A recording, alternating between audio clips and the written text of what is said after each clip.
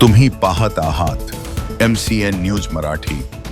अकोला महानगरपालिकेच्या सर्वसाधारण सभेदरम्यान सहभागी होण्यासाठी आलेल्या पत्रकारांना प्रवेश नाकारण्यात आल्याने प्रचंड वाद निर्माण झाला। मनपा आयुक्त आणि महापौरांच्या निर्देशानुसार माध्यम प्रतिनिधींना सभागृहात येण्यास परवानगी देण्यात आली नसल्याची माहिती समोर आल्याने या निर्णयाच्या विरोधात शहरातील पत्रकार एकवटले आणि मनपा सभागृहाबाहेर ठिय्या आंदोलन सुरू केलं। यापूर्वीच्या कोणत्याही सभेत माध्यमांवर अशी बंदी घालण्यात आली नव्हती, त्यामुळे हा निर्णय प्रश्नचिन्ह निर्माण करणारा असल्याचे मत यावेळी उपस्थित पत्रकारांनी व्यक्त केलं।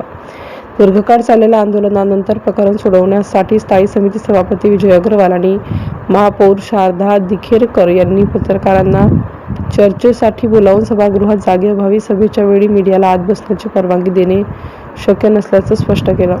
तसेच योग्य बसण्याची व्यवस्था होईपर्यंत एक व्हिडिओग्राफरला सभेत उपस्थित राहण्याची परवानगी आणि सर्व माध्यम प्रतिनिधींना व्हिडिओ लिंक आणि छायाचित्र उपलब्ध करून देण्याचे आश्वासन दिल्याने पत्रकारांनी आपले आंदोलन मागे घेतले। मात्र या संपूर्ण घटनेमुळे पारदर्शकता आणि माध्यमांच्या भूमिकेबाबत अनेक प्रश्न उपस्थित होत आहेत। MCN न्यूज मराठीकरिता मोहम्मद जुनेद, अकोला।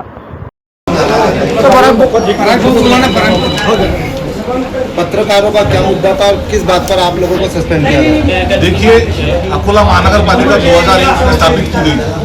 पिछले 25 साल में नगर सेवकों की संख्या लगभग उतनी रही है, 6-7-8 से बढ़ी है।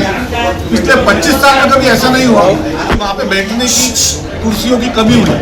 लेकिन इस बार ये 2026 में जब ये हाउस शुरू हुआ तो पहली सभा में उन्होंने देख लिया कि पत्रकार अगर अंदर रहे तो जो दड़पशाही से भारतीय जनता पार्टी शहर को चलाना चाहती है उसमें कहीं ना कहीं अंकुश लग रहा था। ये अंकुश ना लगे इसके लिए पत्रकारों को अंदर आने की अनुमति नहीं दी गई। हमारा इसमें एक बहुत आसान सा कहना है कि भारतीय जनता पार्टी कुछ तो कुछ छुपाना चाहती है। शहर की जनता को किस तरह से लूट रही है, विरोधी पक्ष के नगर सेवक किस तरह से उसके खिलाफ लड़ रहे हैं, ये बात किस तरह से बाहर ना जाए, ये साजिश करके पत्रकारों को रोकने की कोशिश भारतीय जनता पार्टी द्वारा की गई है। आने वाले वक्त में हम इस मुद्दे को लेकर लगातार लड़ते रहेंगे और हमारा सभी पत्रकार बंधुओं से भी ये विनती है कि भारतीय जनता पार्टी के सारे नगर सेवक, महापौर, उप महापौर, उनका बॉयकॉट किया जाए। आज से 5-7-10 साल पहले राष्ट्रीय लेवल पे जब हुआ था तो एक पार्टी के विशेष कुछ लीडरों को बॉयकॉट किया गया था। मेरी आपसे भी विनती रहेगी, आपका चैनल एक बहुत बड़ा चैनल है, कि आने वाले वक्त में जब तक के आपको सदन में अंदर नहीं आने देते, भारतीय जनता पार्टी का एक भी मुद्दा आपके द्वारा दिखाया ना जाए, ये हमारी आपसे विनती भी रहेगी। आप लोगों को किस मुद्दे पर सस्पेंड किया गया? हमारा मुद्दा एकदम आसान है। जनता के मुद्दों को लेकर अगर तुम लड़ेंगे, 3-4 नगर सेवकों ने वहां पे बोलना शुरू किया। मैंने एक सीधी सी बात ये पूछी कि पिछली बार टैक्स का वसूला पैसा रास्ता कर पे लिए थे, अग्निशमन कक्ष के कर पे लिए थे, आपने जो अलग अलग पानी पुरवठा के लिए लिए थे, सफाई के लिए लिए थे, आपने जितना पैसा वसूला उसका 10% भी खर्च नहीं किया और 200 गुना बढ़ाना चाहते हो। ये शुरुआत यहाँ से हुई। उसके बाद में आजाद भाई ने जनता के मुद्दों पर लड़े कि 20,000 रुपये हर साल एक मरीज को दिए जाते हैं। 2007 से 20,000 रुपये दिए जा रहे हैं। 15-18-20 साल होगा, उसको बढ़ाओ, 1 लाख करो उसको। इसके बाद में पराग दवे जी ने लड़े कि पत्रकारों को आपने नीचे रख दिए, पत्रकारों को अंदर नहीं आने दे रहे, किस तरीके से हाउस चला रहे हैं आप लोग। तो जब भारतीय जनता पार्टी और उनकी मित्र पक्ष शहर सुधार समिति जब उन्होंने ये देखे कि जनता के मुद्दों को लेकर विरोधी पक्ष के नगर सेवक लड़ रहे हैं तो किसी न किसी तरीके से गोंधड़ मचाया जाए, और एकाएक ही सिर्फ एक सादा विरोध करने पे उन्होंने व्यक्तिगत तरीके से वंचित बहुजन आघाड़ी के नगर सेवक और वंचित बहुजन आघाड़ी के नेताओं पे कुछ कमेंट पास किए। कमेंट पास करने के बाद जब उसका विरोध किया संवैधानिक तरीके से, हमने वहाँ पे विरोध किया, हाउस में नीचे आके बैठे, सब आप लोगों ने लाइव देखे। इसका सीधा उनका फैसला ये हो कि इन लोगों को आप हाउस से 3 मीटिंग के लिए निकाल दो, जब हम वहां से हटे तो पुलिस को बुला लो।